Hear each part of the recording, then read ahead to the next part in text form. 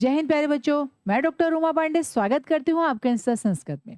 Insta Sanskrit जहाँ आपको मिलता है कक्षा 4 से लेकर 12 तक के व्याकरण बिंदुओं और पाठ्य पुस्तकों की सरल व्याख्या। आज हम करने वाले हैं कक्षा 10 बोर्ड की परीक्षा में आने वाली संधियां। कोड 122। वैसे कोड 122 की जो संधियां हैं सरल ही हैं, बहुत मुश्किल है नहीं, बहुत ही आसान है। लेकिन कुछ बच्चे ऐसे हैं ना जिन्होंने अभी तक संधियों को ठीक है कर लेंगे, हो जाएगी, अभी तक ध्यान से पढ़ाई नहीं है। तो आइए, परीक्षाएं बिल्कुल सर पर हैं, जरा ध्यान से एक बार फिर इन संधियों को पढ़ लेते हैं, इनके नियमों को समझ लेते हैं और फिर पाठ्य पुस्तक में आई हुई संधियों का अभ्यास करते हैं। तो आइए, सबसे पहले चलते हैं वृद्धि संधि की तरफ। वृद्धि संधि का सूत्र क्या है? वृद्धि रेची। वृद्धि रेची मतलब क्या कहते हैं? कहते हैं अ या आ के सामने एच प्रत्याहार। एच प्रत्याहार में कौन कौन से वर्ण होते हैं? ए, ऐ, ओ, औ। ये वर्ण आने पर क्या होता है? उनको वृद्धि हो जाती है। मतलब अ या आ के सामने ए, ऐ, ओ, औ यदि आए तो इनको वृद्धि हो जाती है। कैसे हो जाती है? अब देखिए, अ या आ के सामने ए या आई आएगा तो उसको हो जाएगा ऐ। अ या आ के सामने ओ या औ आएगा तो उसको हो जाएगा औ, मतलब वृद्धि। ठीक। अब इसका उदाहरण समझते हैं। एक धन एकह। क में क्या है? अ, सामने आया ए तो क्या बना? एकैकः। इसी तरह से नवधन ऐश्वर्य। तो व में क्या है? अ, सामने आया ए और क्या बनेगा? नवेश्वर्यः। इसी तरह अगला उदाहरण देखते हैं। तदाधन एकः। क्या बन जाएगा? हम्म, तदेकः। महाधन ऐश्वर्यः। तो क्या बनेगा इसका? महेश्वर्यः। देखिए, अगर जो उत्तर पद है उसमें विसर्ग लगा हुआ है तो विसर्ग जरूर लगाएं। लेकिन साथ ही साथ ध्यान क्या रखना है हमें? महाधन ऐश्वर्य। तो अ या आ के बाद यदि ऐ आया है तो हम महेश्वर्य इसको बनाएंगे, महा ऐश्वर्य नहीं बनाएंगे। है ना? तो जरा ध्यान से इसको समझें। महाधन ओजह तो क्या बन जाएगा? महौजह। परम धन औषधः तो परमोषधः। ठीक है। महाधन औषधि ही क्या होगा? महोषधि ही। महाधन औषधि ही, महोषधि ही। ये थी हमारी क्या? वृद्धि संधि। क्या एक बार फिर से इसको समझ लेते हैं जल्दी से। कहते हैं अ या आ के सामने ए, ऐ, ओ, औ आने पर उनको वृद्धि हो जाती है। परिवर्तन किसमें होता है? जो सामने वर्ण आया है उसमें। जो सामने वर्ण आया है उसमें अ या आ में परिवर्तन नहीं होता। ठीक है। आइए अब चलते हैं आगे। आगे क्या है? अगली संधि है हमारी यण संधि। अब यण संधि क्या कहती है? यण संधि कहती है, इसका सूत्र है इको यणची।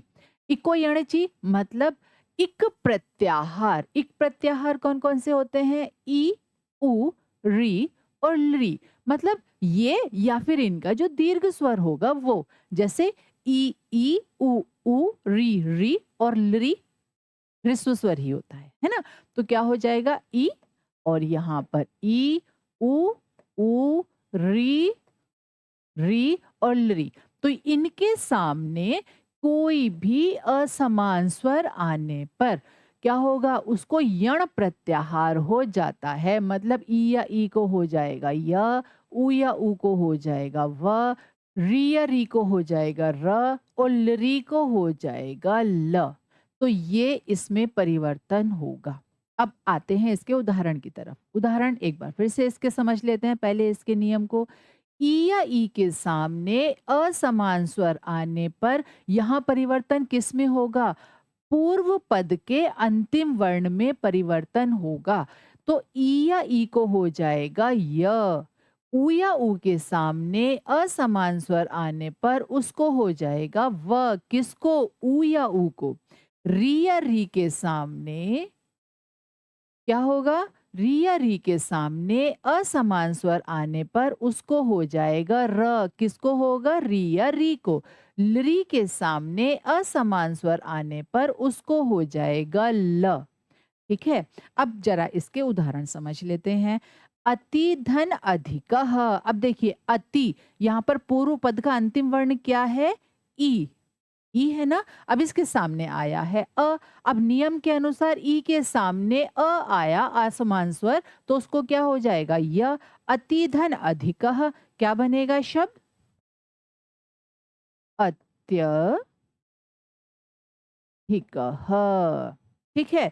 इसी तरह से इति धन आदि। इति धन आदि, जरा इसको एक बार विस्तार से समझते हैं। देखिए, इति धन आदि। ठीक है। अब नियम क्या कहता है? नियम कहता है कि पूर्व पद के अंत में ई या ई आने पर और उसके सामने असमान स्वर आने पर ई या ई को य हो जाता है। तो यहाँ पर जो ये ई है इसको हो गया हमारा य। अब यहाँ पर क्या बचा हमारा शेष? यहाँ पर बचा हमारा इत और ता में हलंत, और उसके बाद क्या है हमारा? है य। और उसके बाद क्या है? उसके बाद है आदि। अब हम इन सबको यदि मिलाएंगे तो क्या बनेगा हमारा? हम्म इत्यादि। इत्यादि कैसे बना? इत्यादि, इत्यादि ऐसे बना क्योंकि ता में हलंत है तो ता रहा हमारा आधा, और या के सामने हमें मिल गया आ, तो ये मिल गया हमारा या, और शब्द बना हमारा इत्यादि। ठीक है। इसी तरह से बाकी के नियम भी, बाकी की जो संधि है वो भी इसी तरह से होगी। आइए जरा देख लेते हैं। देवी धन अर्पण।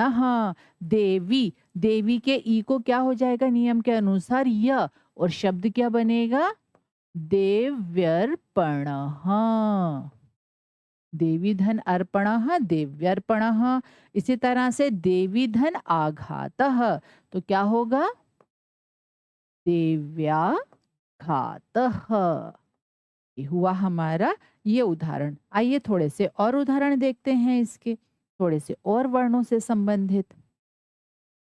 क्या है? जैसे अनुधन अयः। आइए अब सबसे पहले इसकी एक बार फिर से सिद्धि समझ लेते हैं। जैसे अनु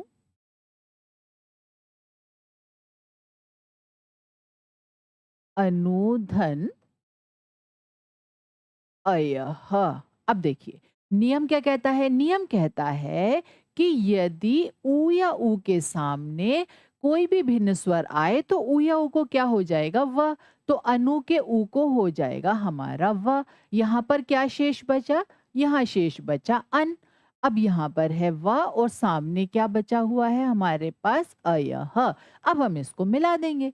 व में हमारा मिला अ, तो ये हमारा वा हो गया पूरा। अब यहाँ पर क्या है? अन, व और यह। अब इसको पूरा मिलाकर लिख लेते हैं। अन्वयः। ठीक है।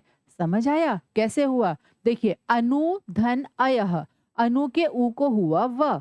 अब व में क्या हुआ? सामने जो अ है इससे हमारा व हो गया पूरा। क्यों? क्योंकि इसको स्वर मिल गया। अब क्योंकि उ को व हो गया था तो न रह गया हमारा आधा। अब हमने क्या किया? यहाँ पर अन शेष है, यहाँ पर व और यहाँ पर यह। अब इसको जब हम मिलाएंगे तो बना अन्वयः। अगर एक शब्द की सिद्धि आपको आ गई तो फिर बाकी के शब्द आप सरलता से समझ जाएंगे। आइए बाकी के उदाहरण देख लेते हैं। सुधन आगतः। सुधन आगतः माने, अब देखिए सु के उ को हो गया क्या? व। अब उसके बाद क्या हुआ? क्योंकि उ को वा हो गया तो स रह गया आधा, और शब्द क्या बना? स्वागतः। वधूधन आगमनम। वधु, वधु के उ को हुआ व, और उसके बाद क्या हुआ? शब्द बना वध्वागमनम। अनुधन इति ही। अनु, अनु के उ को हुआ व, और शब्द बनेगा अन्विति ही। पितृधन इच्छा। अब देखिए इसको फिर से समझ लेते हैं। पितृधन इच्छा। है ना? अब देखिए पितृधन इच्छा, अब नियम क्या कहता है? नियम कहता है कि री को क्या हो जाता है? र। अब जब री को र हो गया तो यहाँ पर क्या शेष बचा हमारा? पित, और फिर है र, और फिर सामने है क्या? इच्छा। हुँ, अब हम क्या करेंगे? फिर हम इसको मिला देंगे। कैसे मिला देंगे? जब त और र दोनों मिले तो क्या बना? त्र बना, और यहाँ पर क्या शेष बचा? पी। धन त्र, और धन क्या है? इच्छा। यही है ना? अब इसको पूरे को मिलाकर लिख लेते हैं।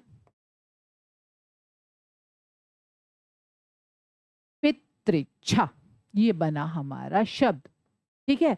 अब इसी की तरह के और उदाहरण देख लेते हैं। ये हुआ पितृच्छा। मातृधन उपदेशः, तो क्या बनेगा? ता को, री को हुआ र, और जब र ता में मिला तो बना मातृ। अब सामने है उपदेशः, उपदेशः को इसमें ऐसे ही मिला दिया तो क्या बना? मातृपदेशः। ध्यान रखने वाली बात यह है कि यण संधि में जब परिवर्तन होता है तो प्रथम पद के अंतिम वर्ण में परिवर्तन होता है। जो सामने वाला पद है वो उसमें बिल्कुल इसी प्रकार मिला दिया जाता है बिना किसी परिवर्तन के। ठीक। लृ धन आकृति, अब देखिए लृ के नियम के अनुसार लृ को क्या हो जाता है? ल, और सामने क्या है? आकृति ही, है ना? आकृति। अब इसमें हम क्या करेंगे? लृ धन आकृति, ये तो बहुत ही सरल है। ल में मिला आ तो बन गया ला, और फिर क्या बचा? कृति, शब्द बन गया लाकृति। ठीक। तो ये थी हमारी क्या? यण संधि। और अब चलते हैं आगे। फिर आ जाती है हमारी अयादि संधि। अयादि संधि क्या कहती है? इसका सूत्र है एचो अय वायावह। मतलब कहते हैं एच प्रत्याहार। एच प्रत्याहार कौन सा होता है? ए अय ओ औ। ए अय ओ औ, इनके सामने जब भी कोई भी स्वर आता है, मतलब कोई भी स्वर आ सकता है, किसके सामने? ए अय ओ औ, इनके जैसा भी आ सकता है, इनसे अलग भी आ सकता है। कहते हैं कोई भी स्वर आने पर उनको क्या हो जाता है? ए को, जब कोई भी स्वर आएगा तो ए को हो जाएगा आय। आई के सामने कोई भी स्वर आया तो उसको हो गया आय। ओ के सामने कोई भी स्वर आया तो उसको हुआ अव, और औ के सामने कोई भी स्वर आया तो उसको हो गया आव। ठीक। अब इसका उदाहरण समझते हैं। जैसे ने धन अनम, तो क्या बना? नयनम। कैसे बना? जरा ये समझ लेते हैं।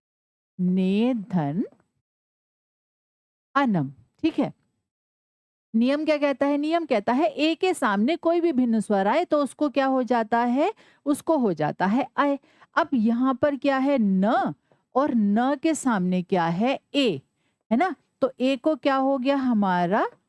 अय। नियम के अनुसार ए को जो है हमारा हो गया अय। अब न रह गया हमारा आधा। उसके बाद क्या है सामने? अनम। यही है ना? अब जरा हम इसको मिला लेते हैं। ये न मिला अ से तो ये न हो गया पूरा। य भी मिला अ से तो य भी हो गया पूरा। अब सामने क्या है? नम। और हमने जब इन सारे पदों को, वर्णों को मिलाया तो क्या बना? नय नम। इस प्रकार हमारी ये संधि हुई। क्या बना? नयनम। कैसे? ने धन अनम नयनम। ठीक है। अब इसी तरह आगे समझ लेते हैं। मुने धन ए, मुने धन ए को हुआ आय तो क्या बना? मुनये। ठीक है। गई धन अकह, आई को क्या हो जाता है नियम के अनुसार? आय।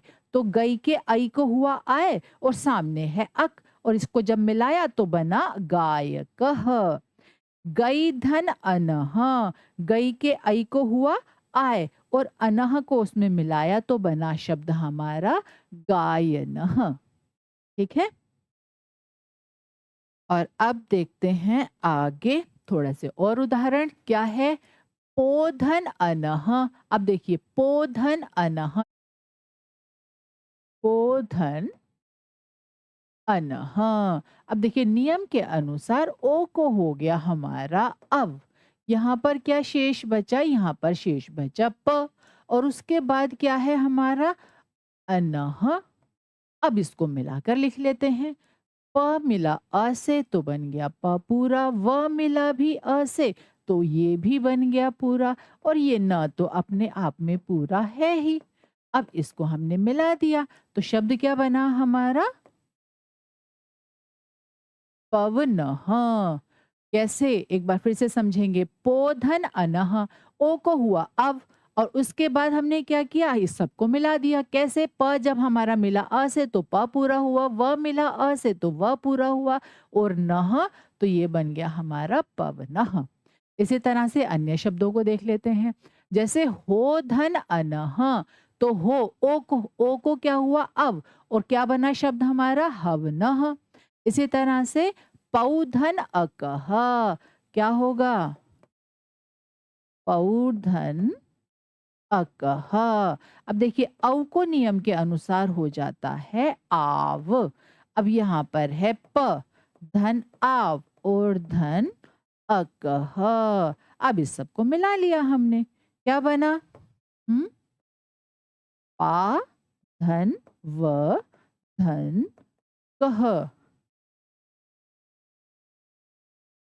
पावकः। देखिए, ये जो संस्कृत होती है ना, कई बार ना मुझे इसको हल करते हुए मुझे ऐसा लगता है जैसे मैं मैथ्स के सम्स कर रही हूँ। क्यों? क्योंकि जैसे मैथ्स में हम क्या करते हैं ना, फॉर्मूले लगाते हैं और फिर हम उसके आंसर निकालते हैं। इसी तरह से संस्कृत में भी फॉर्मूले लगाकर हम क्या करते हैं, इसके उत्तर बनाते हैं। ठीक है? आइए अब चलते हैं आगे।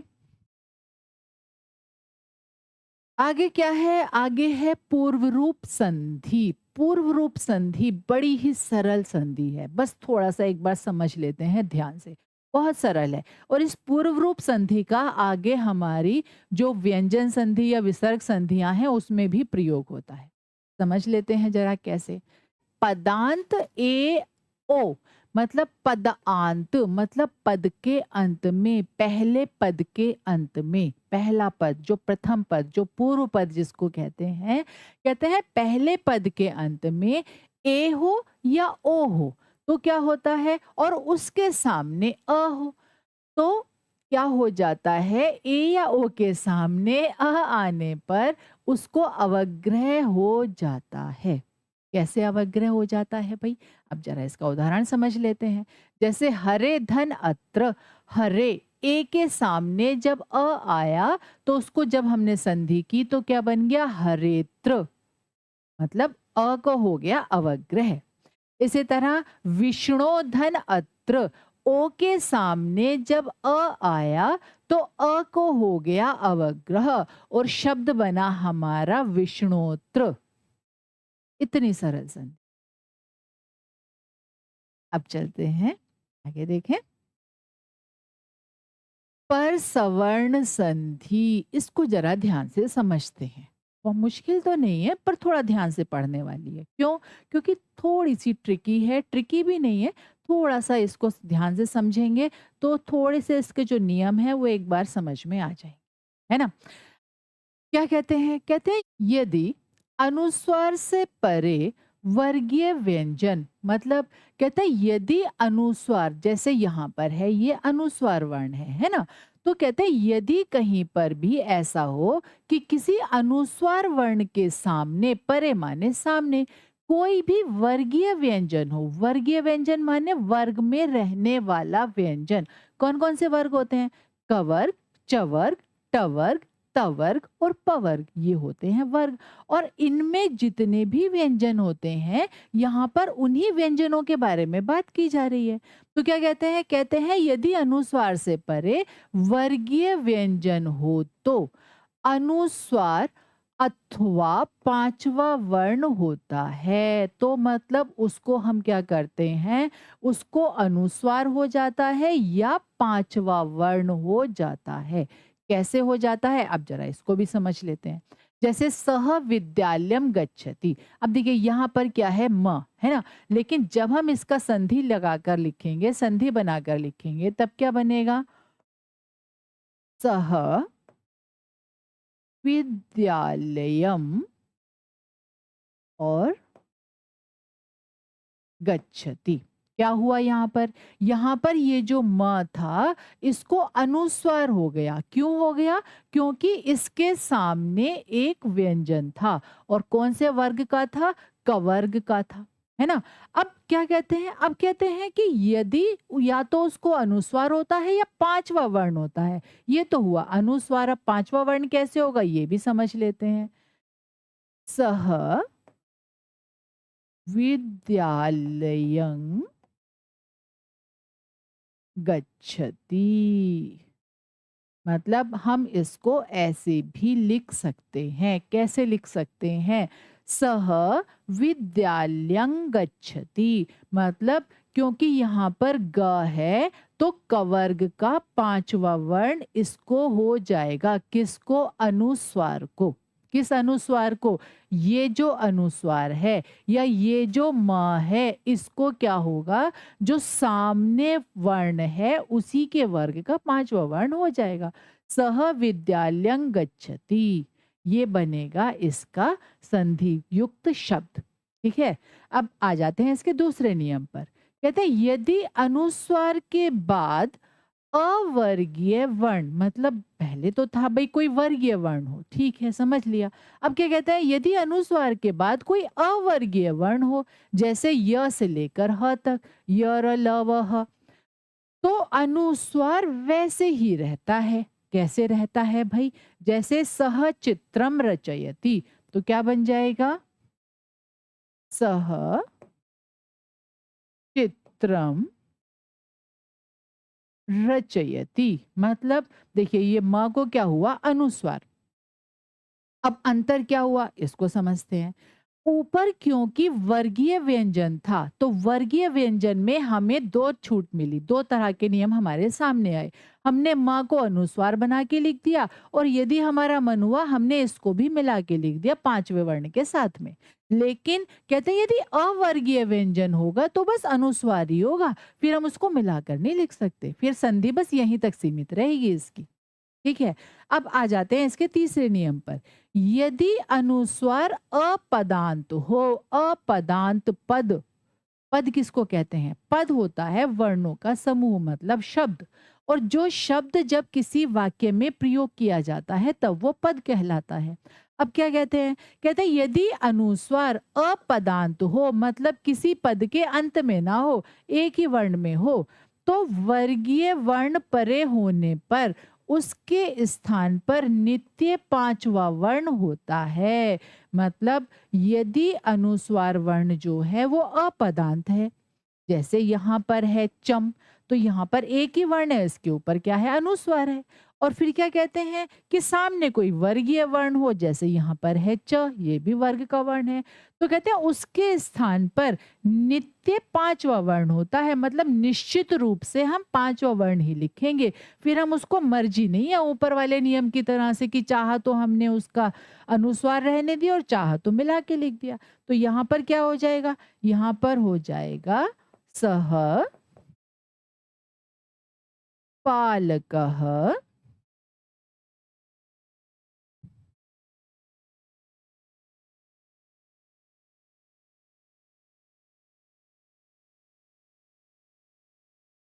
सह बालकः चम धन चल। अब देखिए क्योंकि सामने क्या है? च, मतलब हम यहाँ पर जब अनुस्वार को पांचवा वर्ण बनाएंगे तो कौन से वर्ग का? सामने वाले वर्ण का पंचम वर्ण हम यहाँ पर लेंगे। तो क्या बनेगा? सह बालकः चंचलः अस्ति। सह बालकः चंचलः अस्ति। समझ आया? एक बार फिर से समझ लेते हैं इसको। क्या कहते हैं? यदि अनुस्वार अपदांत हो, मतलब जैसे ये है इस प्रकार, तो वर्गीय वर्ण परे होने पर, मतलब कोई ऐसा वर्ण परे हो जो कि किसी वर्ग से संबंधित हो, जैसे च, तो च किससे संबंधित है? च वर्ग से। अब क्या कहते हैं? तो उसके स्थान पर नित्य पांचवा वर्ण होता है, निश्चित रूप से क्या होगा? इसका पांचवा वर्ण होगा। किसका पांचवा वर्ण होगा? च वर्ग का पांचवा वर्ण आ जाएगा। तो शब्द बना चंचलः। फिर क्या है? चम धंदनम शीतलम भवती। अब देखिए इसी का दूसरा उदाहरण है। अब हमें क्या देखना है, हमें देखना है द किस वर्ग का है, तवर्ग का है। त थ द मतलब तवर्ग का द है, मतलब तवर्ग आया समझ में। फिर क्या है, हमें इसका पांचवा वर्ण लेना है, क्या होगा, त थ द ध न। अब हम क्या करेंगे, अब हम यहाँ पर न का आगम हो जाएगा, कैसे, चंदनम शीतलम भवती। चंदनम शीतलम भवती, चंदन शीतल होता है। ठीक है, चंदनम शीतलम भवती, चंदन शीतल होता है। तो ये निश्चित रूप से क्या हुआ, यहाँ पर नित्य रूप से क्या हुआ, अनुस्वार पंचम वर्ण का आगम हो गया अनुस्वार के स्थान पर। आइए अब चलते हैं आगे अगली संधि की तरफ। अब है अगली संधि तुक आगम संधि। क्या है,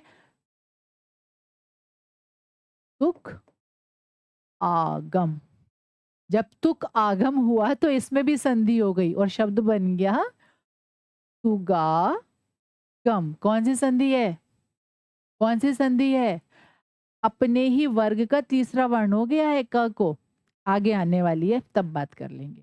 फिलहाल इसको समझ लेते हैं पहले। तुगागम संधि कहते हैं ह्रस्व स्वर के परे। ह्रस्व स्वर मतलब जो छोटा स्वर होता है, छोटा मतलब जैसे अ, ई, उ, री, इस तरह के, है ना। तो कहते हैं ह्रस्व स्वर के परे छ होने पर च का आगम हो जाता है। मतलब ये पहले पद के अंत में कोई भी ह्रस्व स्वर हो और उसके सामने छ हो तो क्या होगा, वहां पर च का आगम हो जाएगा। कैसे हो जाएगा, जैसे वृक्ष धन छाया। अब देखिए वृक्ष, यहाँ पर श में क्या है अ, सामने है छ, फिर क्या हुआ, यहाँ पर च का आगम हो गया, शब्द बन गया वृक्ष छाया। इसी तरह संस्कृत धन छात्र, तो यहाँ पर त में है अ, सामने है छ, क्या बन गया, संस्कृत छात्र। बड़ा सरल सा नहीं है, बहुत सरल है। कैसे कि जब भी आप देखें कि भाई ना तो च इधर है ना आप च इधर है, लेकिन जो ये पूर्ण पद है, जो ये समस्त पद है इसमें है, तो इसका मतलब कौन सी संधि होगी, तुगागमी संधि होगी, इसके अलावा कोई और हो ही नहीं सकती है। यही नियम है। वृक्ष धन छेद, तो क्या हो जाएगा, वृक्ष छेद, च का आगम हो गया। स्वधन छंद, स्वच्छंद, ये तो मुझे लगता है सबसे सरल संधि है ना। अब चलते हैं आगे उत्व संधि। अब उत्व संधि क्या कहती है, इसका नियम है कि यदि पूर्व पद में ह्रस्व आकार तथा विसर्ग, मतलब ह्रस्व आकार हो और विसर्ग हो, और उसके सामने भी यदि ह्रस्व आकार हो, तो पूर्व पद के ह्रस्व आकार के आगे वाला जो विसर्ग होता है उसके स्थान पर उकार आदेश हो जाता है। मतलब थोड़ा मुश्किल सा लग रहा है, थोड़ा सरल कर लेते हैं। क्या कि पहले पद के अंत में यदि अ हो, उसके बाद विसर्ग हो और उसके सामने उत्तर पद में जो पहला वर्ण है वो भी अ हो, तब क्या होता है, तो जो विसर्ग है उसको उ आदेश हो जाता है। किसको, विसर्ग को उ आदेश हो जाता है। अब फिर क्या कहते हैं, कहते हैं विसर्ग को जब उ आदेश हो जाता है तो उ के अ के सामने उ आने पर उसको ओ हो जाता है। और फिर क्या होता है, जब ओ के सामने अ आया हुआ है तो उसको ओ और अवग्रह हो जाता है। कैसे हो जाता है, जरा समझ लेते हैं उदाहरण से। जैसे कह धन अपि, अब इसको जरा विस्तार से समझते हैं। कह धन अपि, है ना। अब देखिए कह धन अपि, तो ये हुआ हमारा उदाहरण कह धन अपि। अब क्या है, नियम हमारा कहता है कि विसर्ग से पहले अ हो, है भाई कह में अ छिपा हुआ है, फिर विसर्ग हो और फिर सामने भी अ हो, तो क्या होगा, जो विसर्ग है इसको उ आदेश हो जाएगा। तो क्या हो जाएगा, इसको उ आदेश। विसर्ग से पहले क्या था, हमारे अ था, सामने हुआ उ आदेश। अब इसके बाद क्या है, हमारा अ है। अब जरा ये जो एक कैलकुलेशन सामने आई है, जरा अब इसको समझ लेते हैं। क्या, अब ये कहते हैं कि जब अ के सामने उ आता है तो उसको ओ आदेश हो जाता है। यही तो कह रहे हैं ना, अ के सामने उ आने पर उसको ओ आदेश हो जाता है। ये क्यों हो जाता है भाई? अ के सामने उ आने पर उ इसको ओ आदेश क्यों हो जाता है? गुण संधि याद है ना? अ या आ के सामने उ या उ आने पर उसको ओ हो जाता है, तो यहाँ पर इसको हो जाती है गुण संधि, तो गुण संधि का नियम यहाँ लग जाता है। और क्या होता है, अ के सामने उ आने पर इसको ओ आदेश हो जाता है। उसके बाद क्या कहते हैं, उसके बाद कहते हैं ओ के सामने अब क्या आया यहाँ पर, अ। अभी हमने पूर्व रूप संधि पढ़ी थी। पूर्व रूप संधि क्या कहती है? पूर्व रूप संधि कहती है ओ के सामने अ आने पर अ को अवग्रह हो जाता है। यही तो नियम है ना? अब ये नियम कहाँ आ गया? ये 2-3 नियमों को मिलाकर एक नई संधि बना दी, उत्व संधि।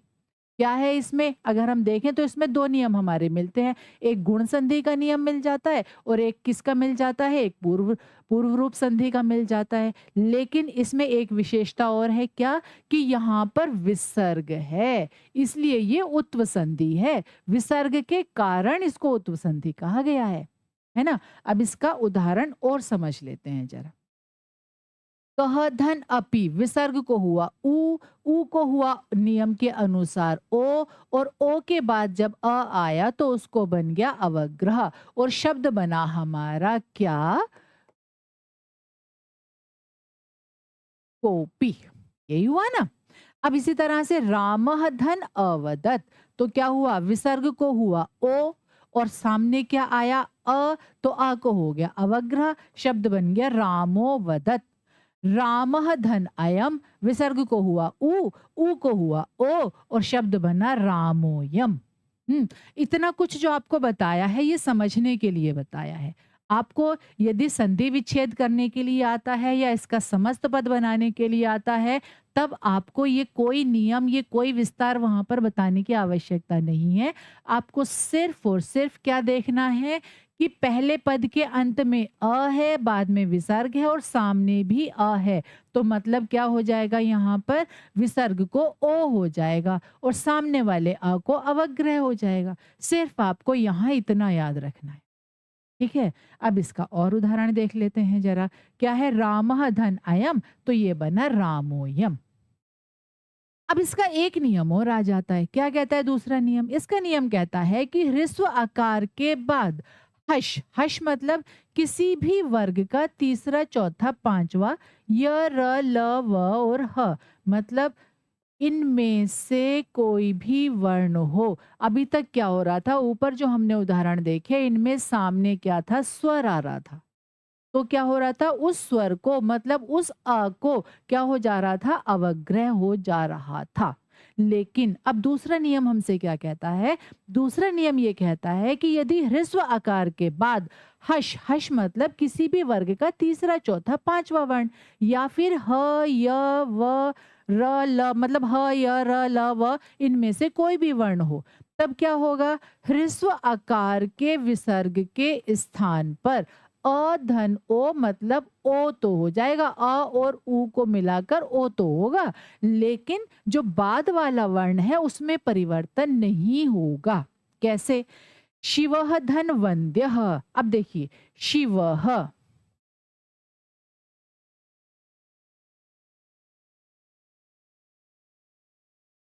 शिवः धन क्या है? वंद्यः, है ना? यही है ना?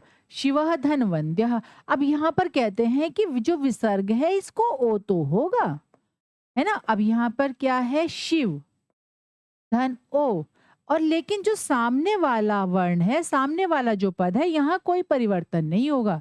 तो क्या बन जाएगा? शिव धन ओ हो गया। इसको हमने लिख लिया फिर से, शिवो, और फिर क्या हुआ?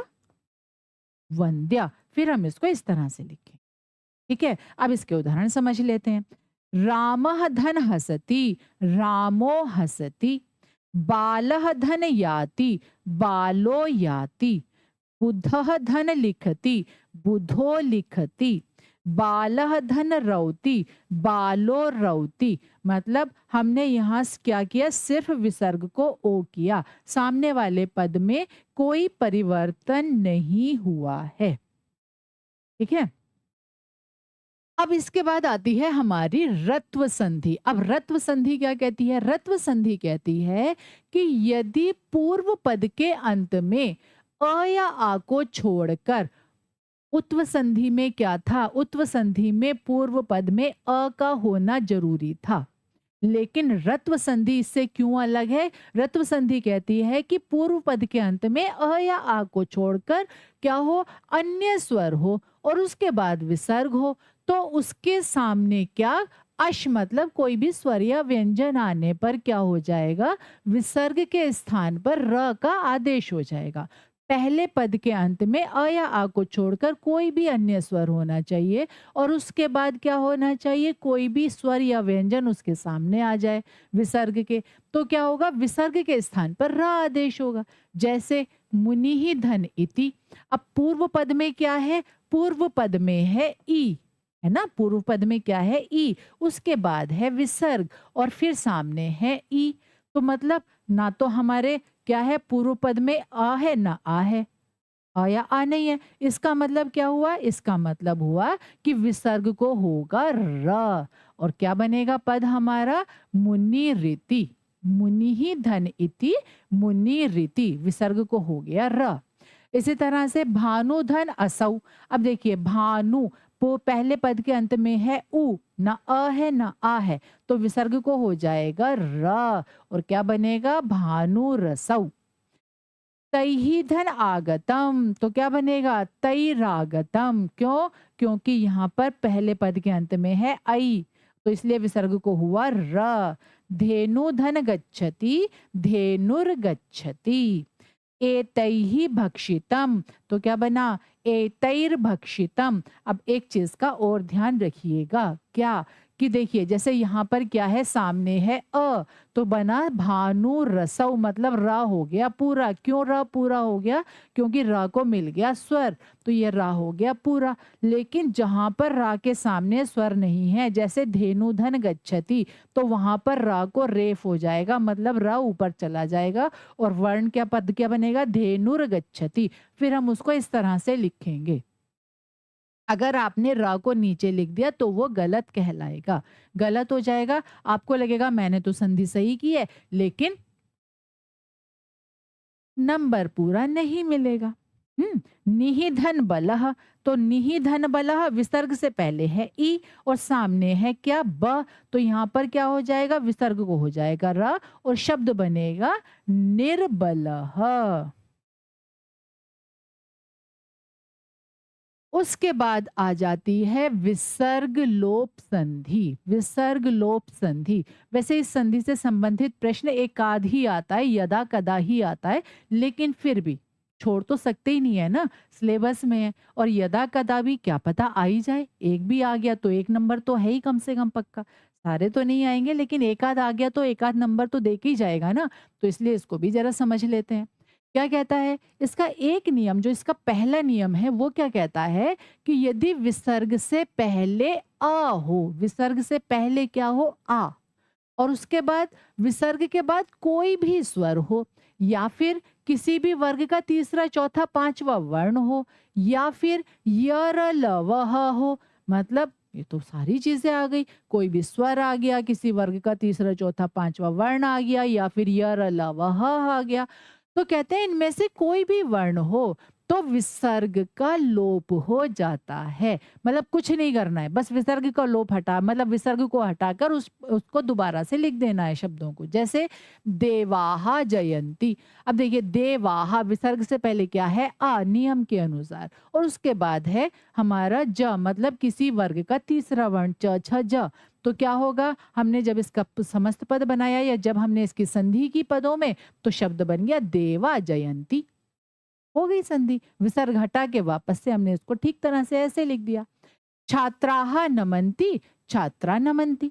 अब इसका दूसरा नियम समझ लेते हैं। दूसरा नियम क्या कहता है?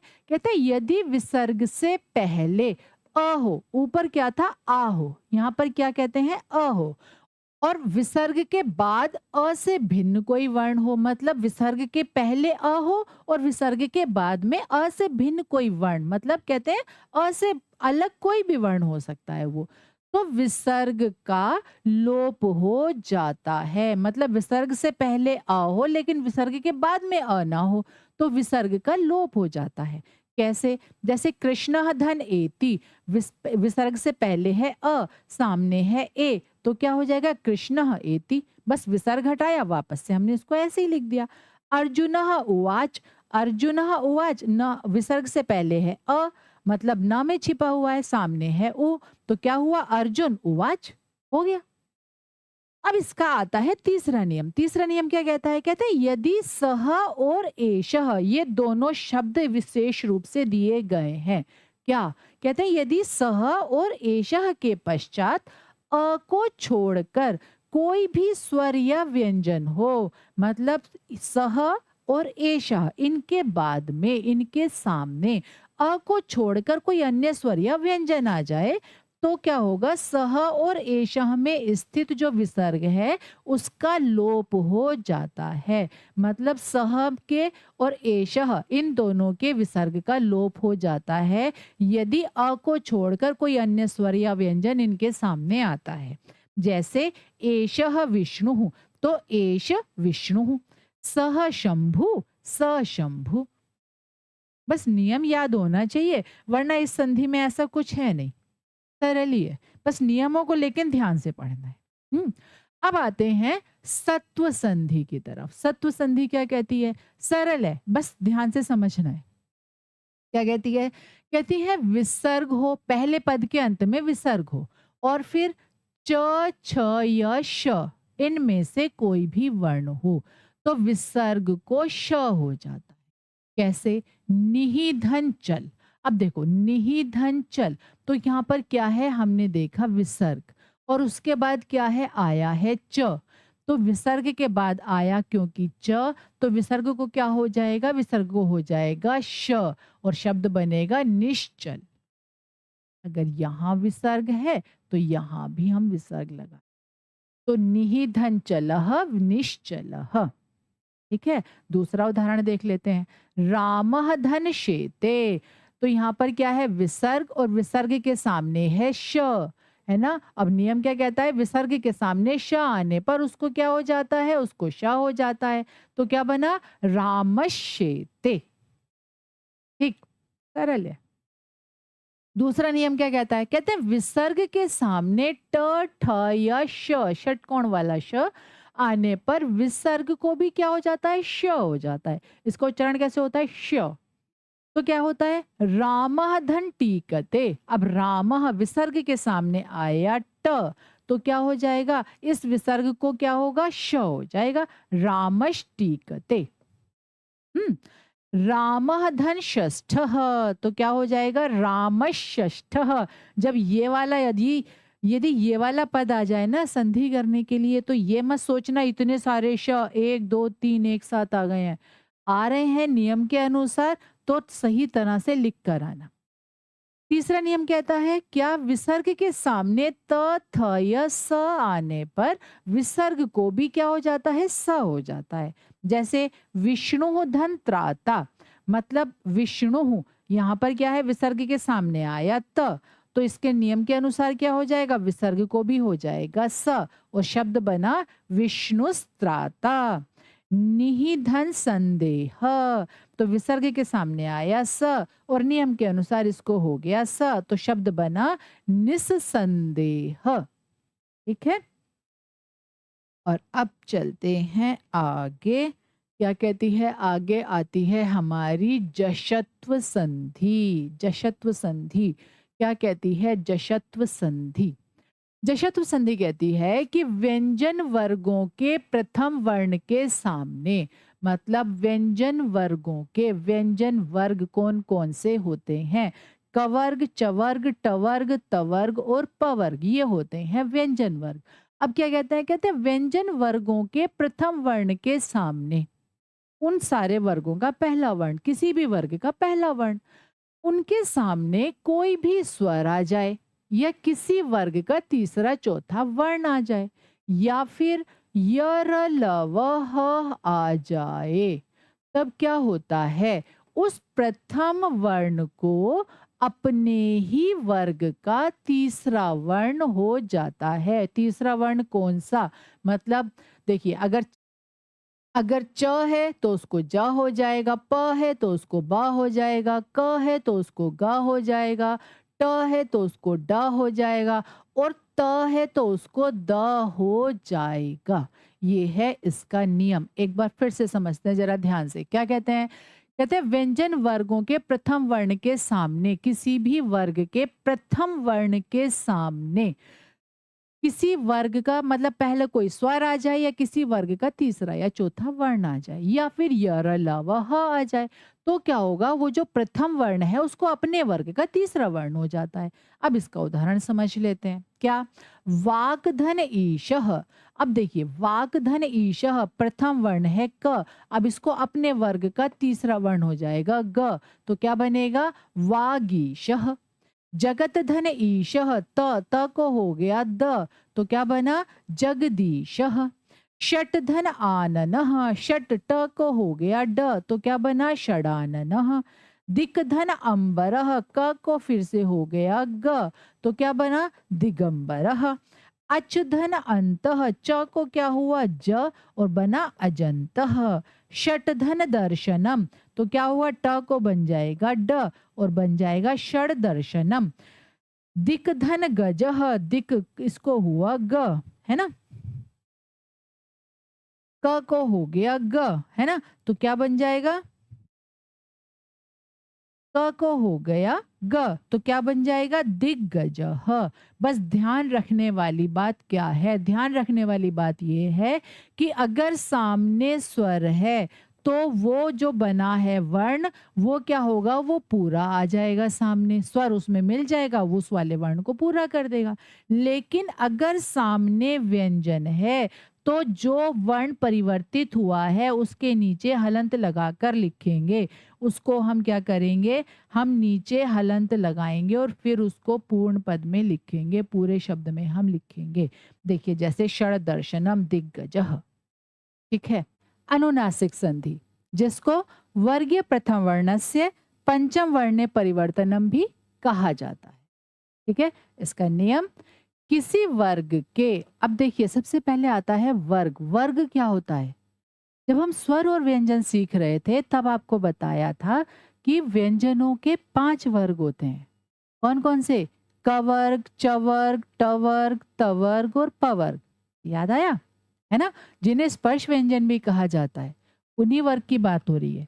तो किसी वर्ग के प्रथम वर्ण के सामने जब कोई अनुस्वार वर्ण, अब अनुस्वार वर्ण किसे कहते हैं? प्रत्येक वर्ग के पंचम वर्ण को अनुस्वार वर्ण कहते हैं। ये भी बताया था, है ना? तो कोई अनुस्वार वर्ण आता है तो उस वर्ण को, किस वर्ण को? प्रथम वर्ण को, है ना? वो जो प्रथम वर्ण है उसको क्या हो जाता है? अपने ही वर्ग का पंचम वर्ण हो जाता है। ठीक? उदाहरण से फिर से समझ लेते हैं। जैसे वाक्धनमयः। अब देखिए, क, यहाँ पर पहले शब्द का अंतिम वर्ण क्या है? क, है ना? तो यहाँ पर और इसके सामने क्या आया है? म, अर्थात अनुनासिक। तो नियम के अनुसार क को क्या हो जाएगा? अपने ही वर्ग का 5वां वर्ण हो जाएगा। क वर्ग का 5वां वर्ण कौन सा है? क, ख, ग, घ और ङ। ये है ना? तो क्या होगा? वांग्मयः, है ना? ठीक? इसी तरह से अचधन नाशः। अब यहाँ पर क्या है? च के सामने क्या आया है? न। च अपने वर्ग का पहला वर्ण और सामने क्या आया है? न, अर्थात अनुनासिक, है ना? तो च को अपने ही वर्ग का 5वां वर्ण हो जाएगा। क्या होगा? च, छ, ज, झ, य, है ना? य ऐसे लिखा जाता है ना? तो क्या होगा इसको? अयनाशः। ठीक है? षट धन मासः। यहाँ पर ट के सामने क्या आया है? म, है ना? तो ट को क्या होगा? अपने वर्ग का 5वां वर्ण। तो क्या होता है? ट, ठ, ड, ढ, ण। तो क्या होगा? क्षण मासः। ठीक है? इसी तरह उत धन नयनः, अर्थात यहाँ पर देखिए त उत्धन नयनः। तो यहाँ पर पहले पद का अंतिम वर्ण क्या है? त, और उसके सामने क्या आया है? न। तो यहाँ पर भी त को क्या हो जाएगा? अपने ही वर्ग का पांचवा वर्ण हो जाएगा। कौन सा होता है? त थ द ध न, है ना? तो यहाँ पर क्या शब्द बनेगा? उन्नयनः। ठीक है। अपधन मयः, तो यहाँ पहले पद का अंतिम वर्ण है प, सामने आया है म अर्थात अनुनासिक, तो इसको अपने ही वर्ग का पांचवा वर्ण, किसको? प को, है ना? पांचवा वर्ण क्या होगा? प फ ब भ म, है ना? तो क्या बन जाएगा? अमयः। ठीक है, समझ आया? इसका मतलब इन वर्णों को, ये क्या है? अपने वर्ग के पहले वर्ण, सामने कोई भी अनुनासिक आने पर अपने ही वर्ग का पांचवा वर्ण हो जाएगा। ठीक है, एक बार फिर से पुनरावृत्ति कर लेते हैं। क्या? कि किसी वर्ग के प्रथम वर्ण के सामने कोई भी अनुनासिक वर्ण आने पर उस प्रथम वर्ण को अपने ही वर्ग का पंचम वर्ण हो जाएगा। प्रश्न पत्र में जो भी संधियां आ रही हैं, आज हमने उनकी पुनरावृत्ति की, उन सारे नियमों को पढ़ा, उनकी बारीकियों को समझा, उदाहरणों के द्वारा उनको हमने स्पष्ट किया। आशा है आज की वीडियो आपको समझ में आई होगी। इसी तरह की सरल वीडियो के लिए जुड़े रहिए इंस्टा संस्कृत से। जय हिंद।